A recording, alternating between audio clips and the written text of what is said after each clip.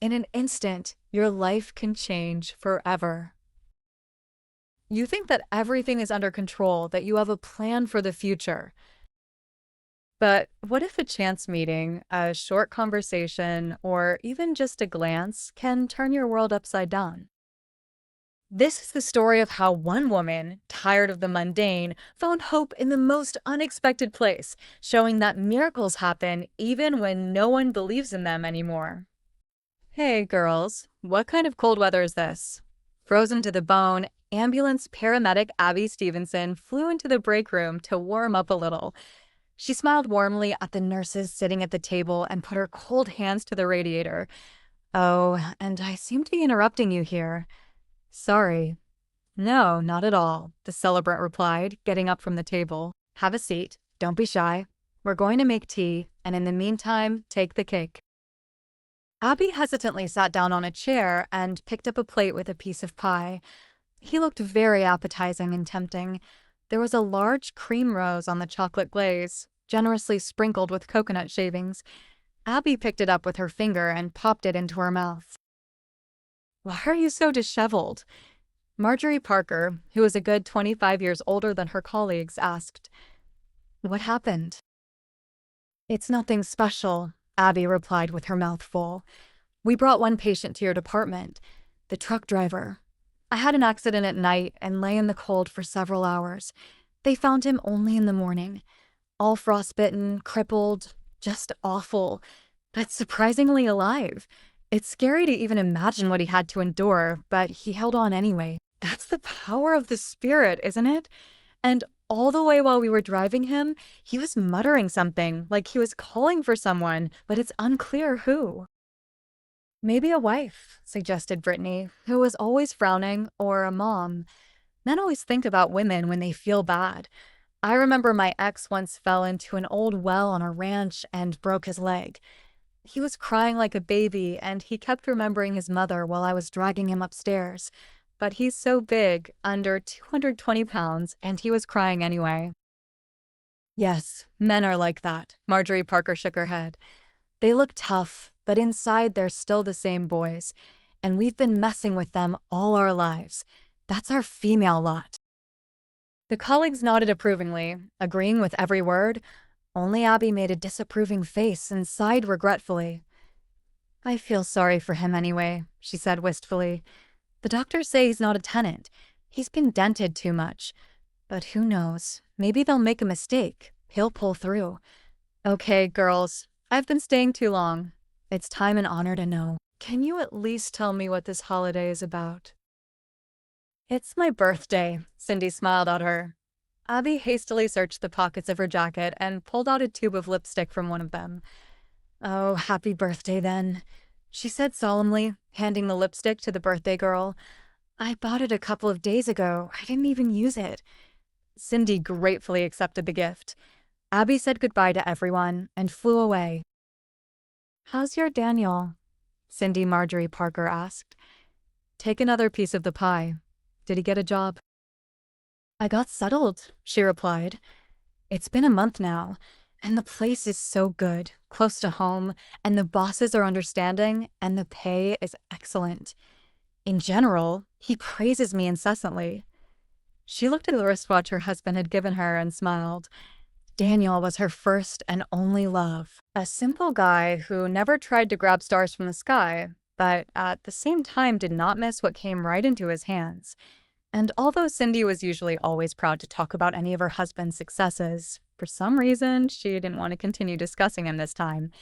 Anyway, the long conversation was kind of exhausting. Cindy left her companions and went out into the hallway. It was a Saturday afternoon, quiet, gray, one of those days that you just wanted to oversleep or forget. Two elderly patients were talking quietly about something, sitting by the window, leaning on canes. Cindy smiled at them as she passed. The old men responded in kind. Another guy, with his arm in a cast from shoulder to fingertips, ran past, holding a cup in his good hand. He had been in the clinic for almost 3 weeks, and on every shift, Cindy scolded him for smoking in the bathroom without even bothering to open the window. But this time, she just smiled, and the guy, blushing in embarrassment, brushed past. And Cindy walked and walked down the long, straight corridor, past closed and open doors, past windows flooded with cold autumn rain, and finally found herself in the part of the hospital where the seriously ill were lying. The hallway here was dark and gloomy, and it always seemed to her that the hospital electrician deliberately did not change a long burned-out light bulb here in order to hide those who were particularly suffering in the dark. She pushed open the slightly ajar door of the solitary ward and quietly went inside. The patient Abby had mentioned was lying there, covered with a thin woolen blanket in the deep gloom that reigned in the room because of the tightly drawn curtains.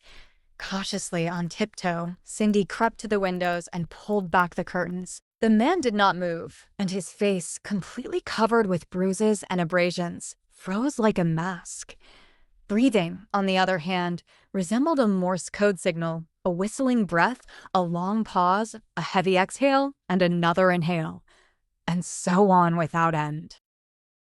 She was curious about this man's dreams. What images does his brain, traumatized after the accident, send him? And do they even exist, these images?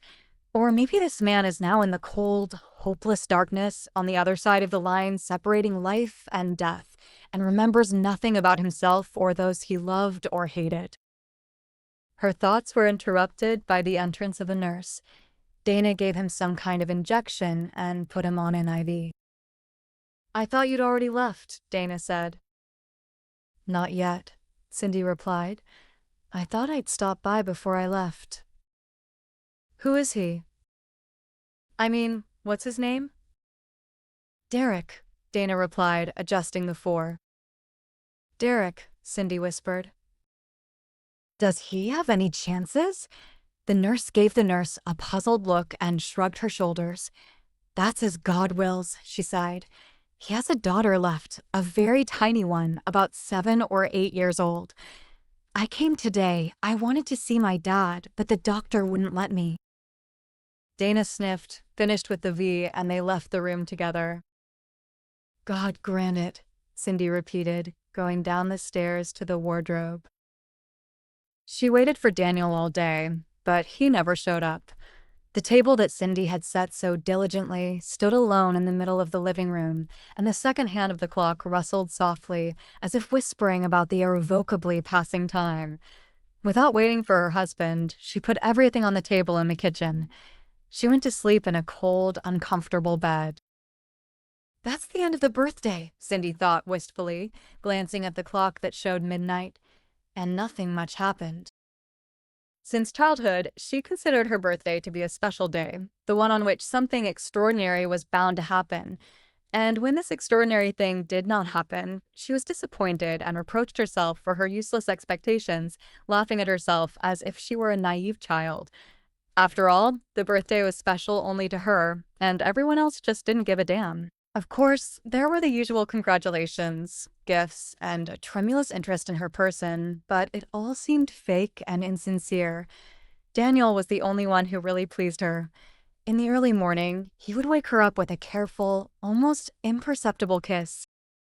They'd give her a huge bouquet of her beloved orchids and say the warmest, most sincere words she could ever hear in her life. But Daniel wasn't around right now, and she didn't understand why he had suddenly ruined this special evening for her. Cindy was already half asleep when the front door creaked softly. Familiar footsteps sounded in the hallway. She didn't get out of bed or even open her eyes. Her husband, without taking off his outer clothes, lay down next to her, pressing his prickly cheek against her shoulder. Cindy pulled back and covered her shoulder with a blanket.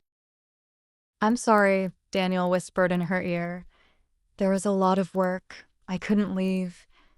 Let's move the celebration to the weekend." Cindy smelled an unfamiliar feminine perfume coming from her husband and winced. "What do you smell like?" she asked rather sternly. Daniel laughed nervously and slapped his forehead. "Oh, I completely forgot," he replied, reaching into his pocket. "I bought you a gift, but the smell is from a perfume store. It took me a long time to choose what was better. The saleswoman sprayed me with perfume from head to toe." Daniel placed a perfume box on the pillow in front of her face, but Cindy, without even looking at the gift, put it away in the bedside table. Well, I'm sorry, huh? Her husband whispered again, rubbing against her shoulder like a cat begging for a treat. What do you want me to do? Just lie down and sleep. Cindy yawned indifferently.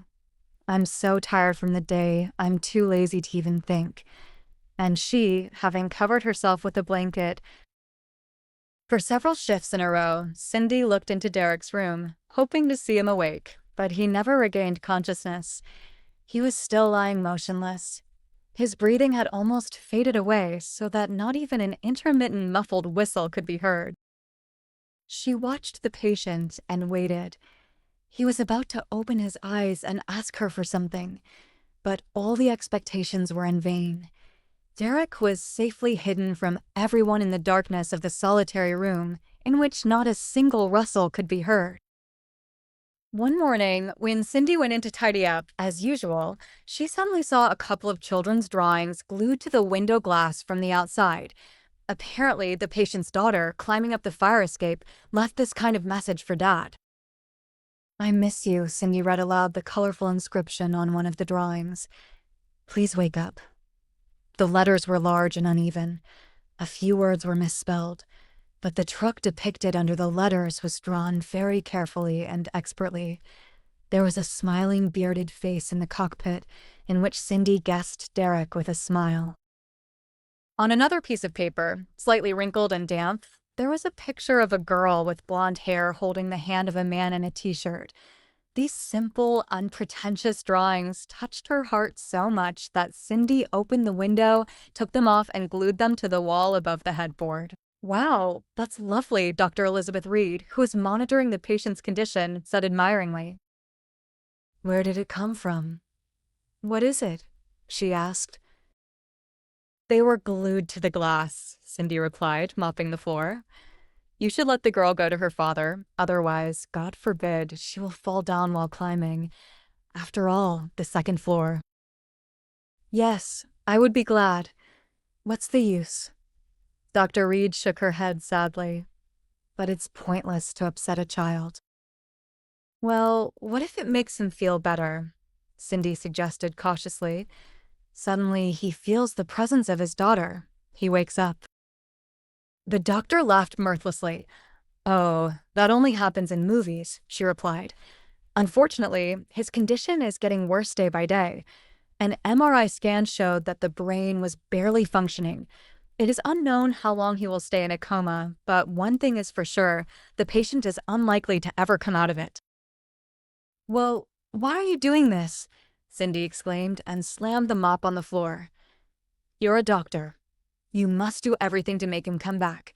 He has a daughter. She needs a father. And you say such things. Aren't you ashamed of yourself?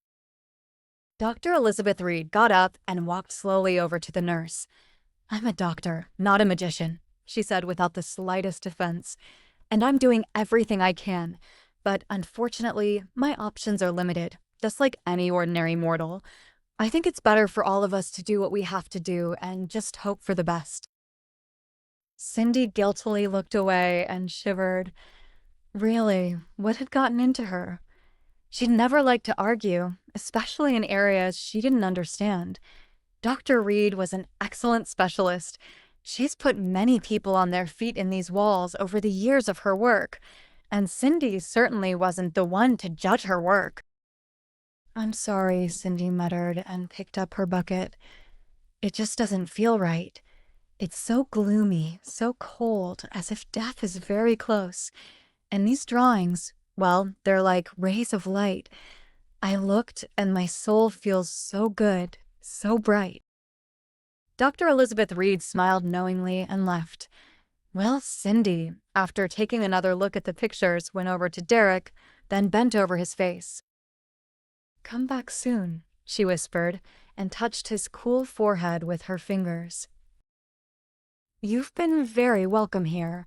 She straightened up, went to the window, and slightly opened it, leaving a barely noticeable crack. February turned out to be fickle and moody, like a woman. The weather surprised everyone with its sudden variability. One day it was so frosty that it was impossible to stick your nose outside without frostbite. and the next morning the temperature rose sharply and a prickly, endless rain drizzled from the sky. On one of these days, Cindy got her feet wet on the way to work, and by lunchtime she felt an excruciating, stinging pain spreading all over her throat. It was followed by a runny nose, and Cindy sneezed constantly, covering her face with a handkerchief. "Hey, are you sick?" Marjorie Parker said. "Come on, go home before you infect us all here. I have to visit my grandson tomorrow.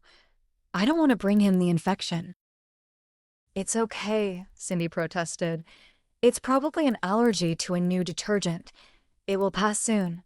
And after those words, her nose itched so much that Cindy sneezed 5 times in a row before she even had time to turn away. "Okay, everyone, get home quickly," Marjorie Parker commanded in a steely tone. "Go and get treated before you get sick." Cindy had no choice but to obey. She was shivering all the way. She huddled into her coat, hoping to keep warm somehow. It was damp and chilly on the bus. Having almost missed her stop, Cindy sleepily got out of the salon and wandered along the icy sidewalk to her house. I climbed the stairs to the 4th floor with difficulty, put the keys in my pocket, and inserted them into the lock. "Don't worry, she won't be back soon," Cindy heard her husband's voice over the loud music. "No one will bother us until the morning." "What if?" A flirtatious, unfamiliar female voice answered him. "I should have gone somewhere else." Cindy, without taking off her wet shoes, stepped forward and froze right in front of the entrance to the living room. Her Daniel was sitting on the couch, hugging some overdressed girl. He was so engrossed in the conversation that he did not notice his wife's appearance at all and was laughing and tickling his companion's neck.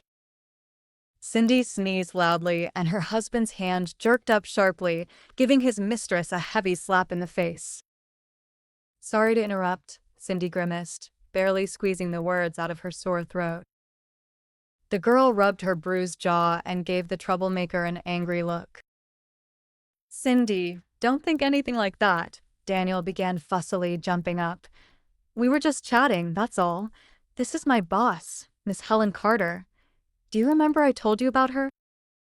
"Do you call all your mistresses by their first and last names?" Cindy chuckled. "What kind of mistresses? What are you doing?" The husband was falsely indignant. "We're just sitting around discussing work. Come on in, join us.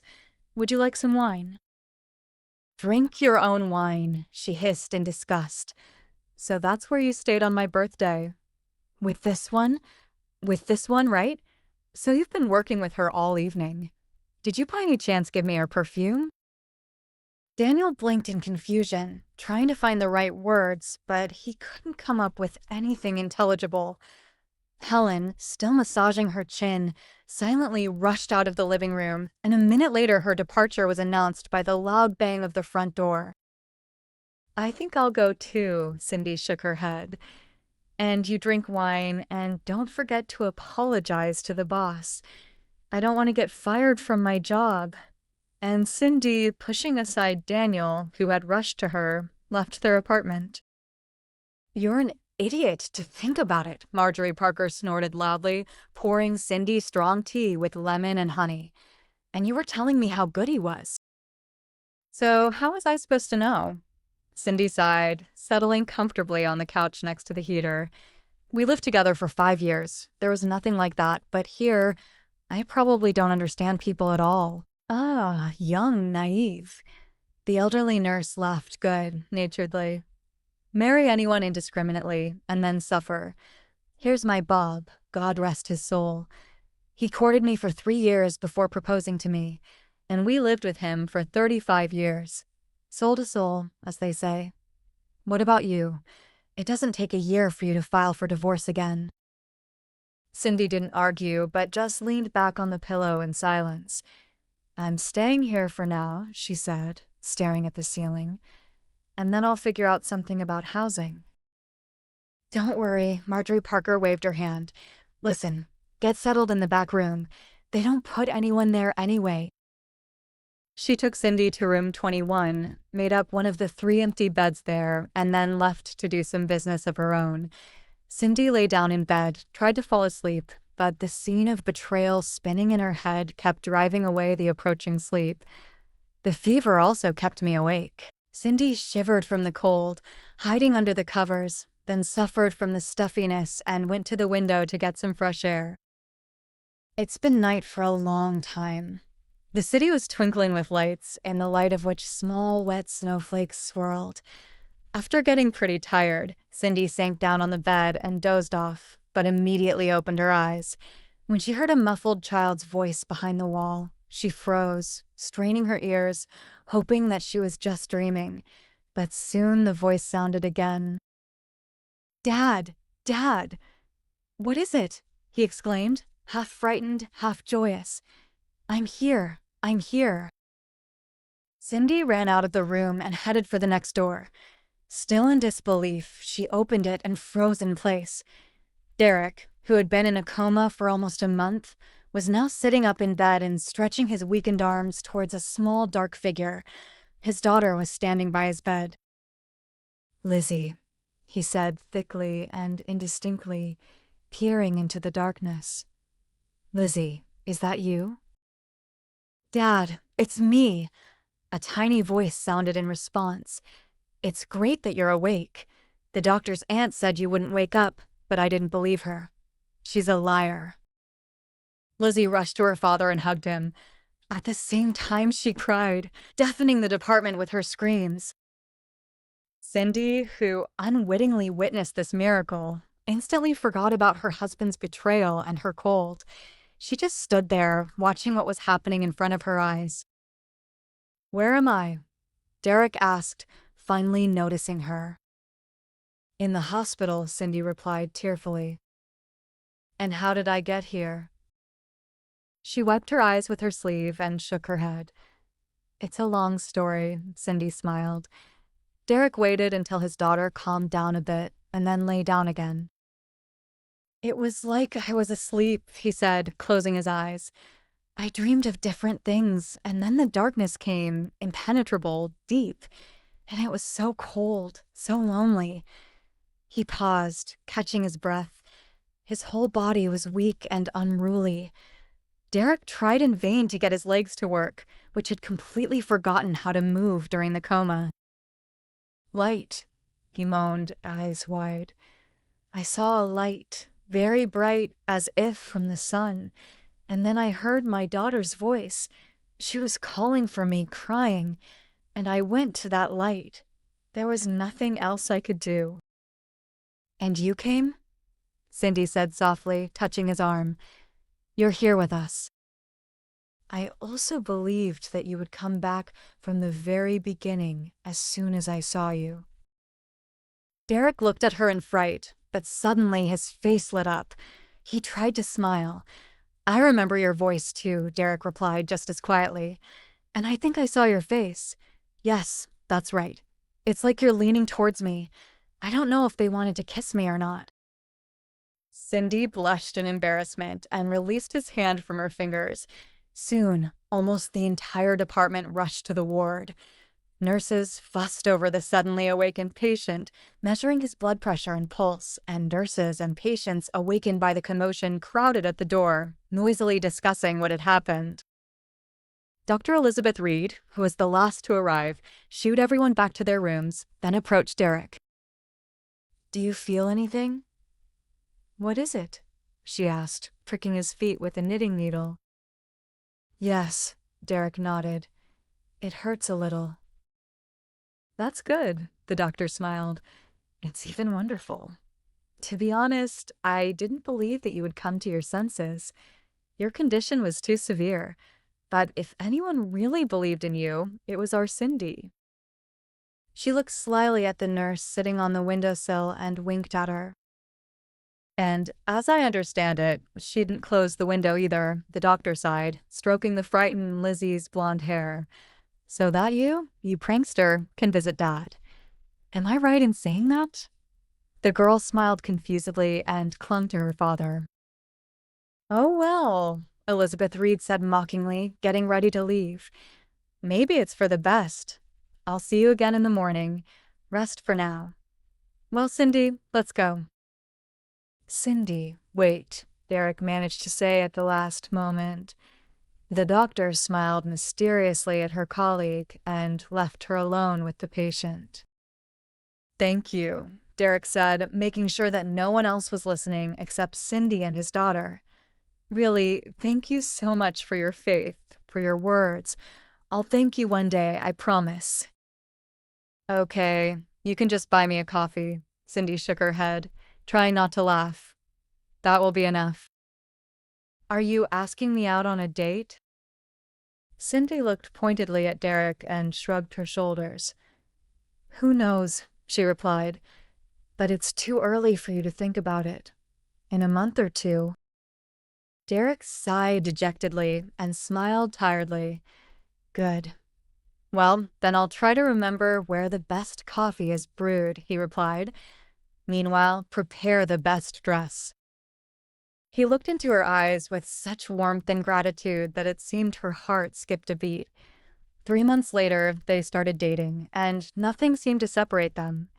Well, 6 months later, when Cindy's divorce was long behind them, they finally got married.